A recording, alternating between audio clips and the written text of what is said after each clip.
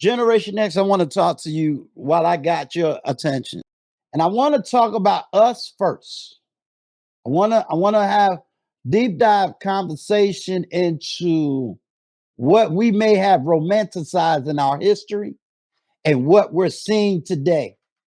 And what I mean by romanticize is that some of us has romanticized our life. We have romanticized our life and our history.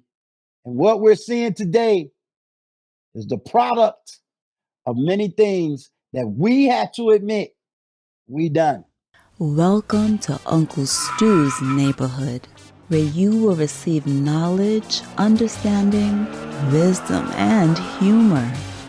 Now, let us welcome our uncle, Uncle Stu, the old man on the block. I've been on this platform for about 7 to 8 months now.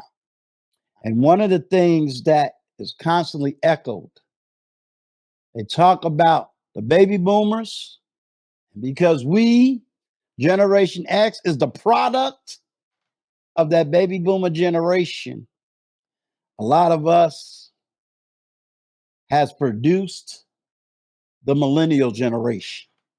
And one of the things that I'm always hearing from the younger generation, the millennial generation, the Gen Z generation, they argue a lot about baby boomers.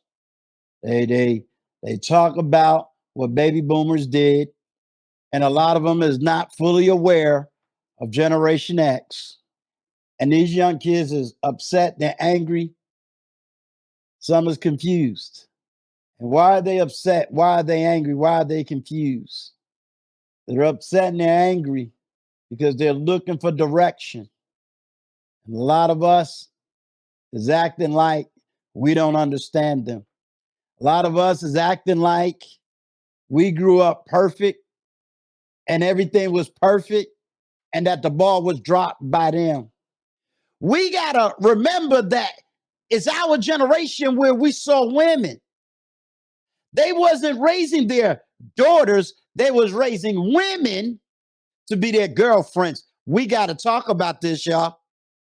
We got to stop acting like we don't know what feminism is, and we got to stop acting like we don't know what foolishness is. We got to stop acting like we all was listening to LL Cool J when he was talking about Around the Way Girl. No, we didn't want to listen to LL. We wanted to listen to the brothers coming out of Florida talking about Shake Your Booty. We got to stop acting like we sitting up here acting like we holy and all that, and we're not. We got to stop acting like we've been married 55 years like our parents was, when in fact, we can't even stay married for 10 years. We can't even duplicate what we found out the baby boomers was able to do. We got to talk about this, y'all. We got to stop acting like the Million Man March did not exist. We got to stop acting like we didn't go to the Million Man March fighting for our communities. And we got to stop acting like many of the women that once was working with us didn't separate themselves from the community or community. We got to stop acting like we didn't go through the hell we went through in the 90s. We got to start educating and come to a realization about us. I'm watching too many of us who got the microphone, who now wants to educate. But the question is, did you redeem yourself first? One thing I'm going to say to you, they will never respect you or love you until you really show them how much you love them. Let me help my generation out. These young kids will never listen to you until you first sit your behind down and listen to them. Too many of us are entitled Generation Xers. We think we're entitled to respect.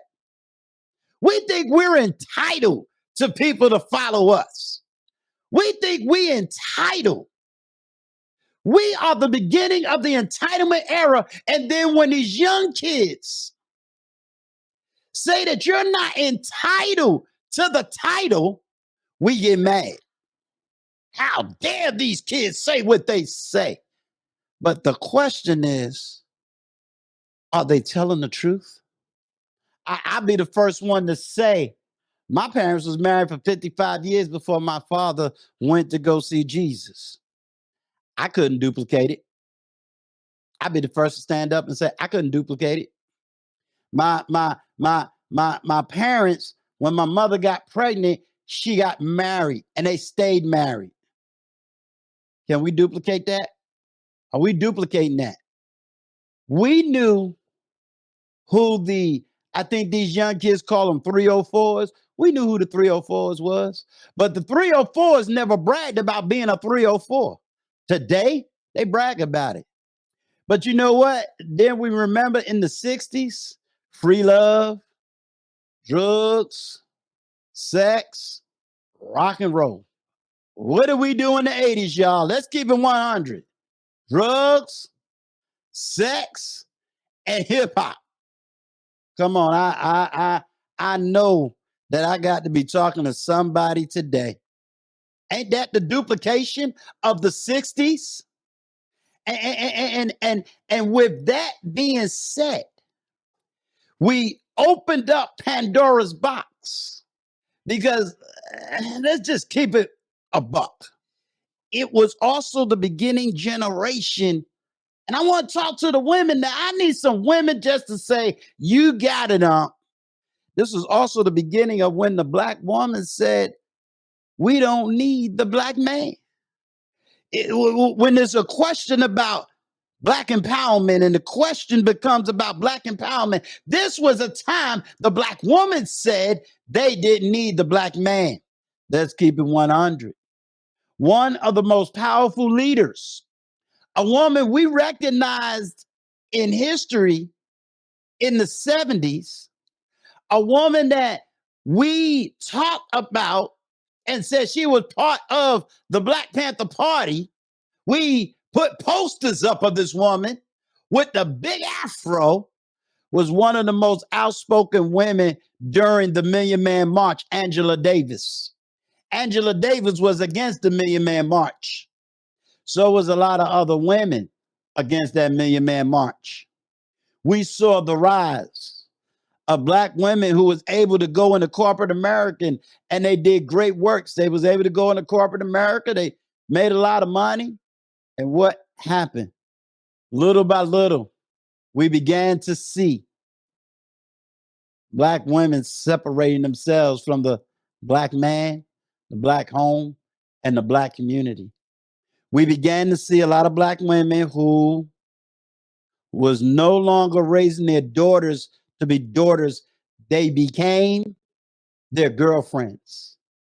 You'll see mothers. I see more of my Generation X's on TikTok trying to do the same dances and moves as the 20 somethings. Make it make sense, and you want respect from these young people when you're trying to act like these young people. And I'm not going to let the men go because some of us as men, we're setting up platforms 50 something years old, still teaching men how to pump and dump at 50, at 60. Oh, I know this ain't going to be good for a lot of people, but at 50 years old, shouldn't we be teaching them about finance?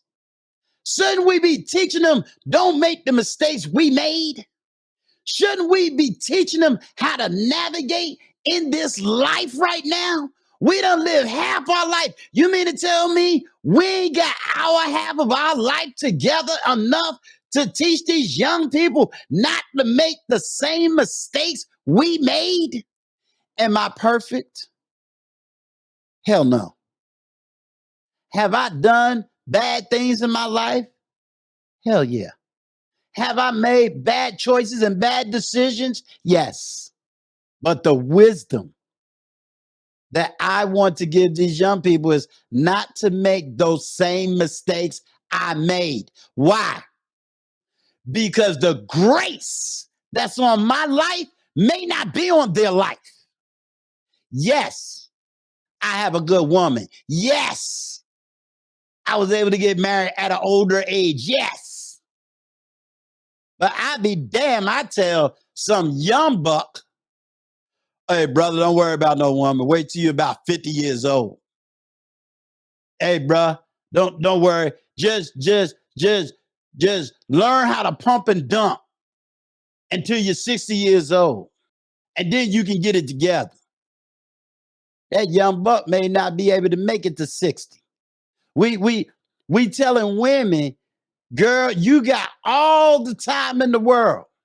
You could do this. You the woman, he raw. And the advice is given by 40-year-old women who never was able to maintain or keep a relationship. I want us Generation X to stop pointing the fingers at these young people when we got to clean up our own damn house. It's okay to go to them and say, we messed up. Now we're going to fix up what we messed up. We always talk about church. Didn't that song say, I gotta make up what I messed up so that I can start my life all over again. I don't want any man to go through what I've been through because they may not have the strength or the fortitude to survive what I went through. I don't want to see a man go through mental pain and mental torture and then say, you do what I do because if I made it, you can make it. There's a whole lot of men that didn't make it. I know men that deleted themselves because they couldn't see their child. I know men that right now, retired men, military, lost half of everything they had acting like a fool. I know men, 60 years old, still living with a woman. Why? Because they never, ever lived alone a day in their life. I don't want to see this. I'm tired of seeing older people act like what they're seeing now is something new. And then they want to give you this scripture that says there's nothing new under the sun. So how is it 1 minute there's nothing new under the sun, but the next minute we act like everything is new? We act like teenage pregnancy is new. We act like divorce is new. We act like raising children is new. I get it. Y'all holy. But Uncle Stu, he was never that holy. Yes, he know Jesus. Yes, he know Allah. Yes, he know the Quran. Yes, he know the Sunnah of Prophet Muhammad sallallahu alaihi wasallam. Yes, he's traveled the world twice over. But I've said it on this platform before. Uncle Stu has also had to live without his oldest daughter before. Uncle Stu has also been accused of being the father of a child that was not his. Oh, one day I'm going to tell that story. Uncle Stu been through a marriage and a divorce. He's been through domestic violence. And there was no such thing as the manosphere and all these DNA exams and all of this stuff. There was none of that when I was going through. You know, I was on Bernard Riley the other day, and the question that was stated was, Uncle Stu, so what I want to say is Generation X, we got to clean up our house before we start running around trying to tell other people how to clean up their house. And we got to stop capping and acting like we holy than thou and stop capping about our life. Tell these people the truth so that these kids will not be making the same mistakes. Because let me help somebody.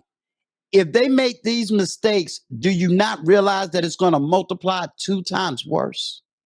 Then you see the multiplication in the 60s, free sex, free love, free drugs.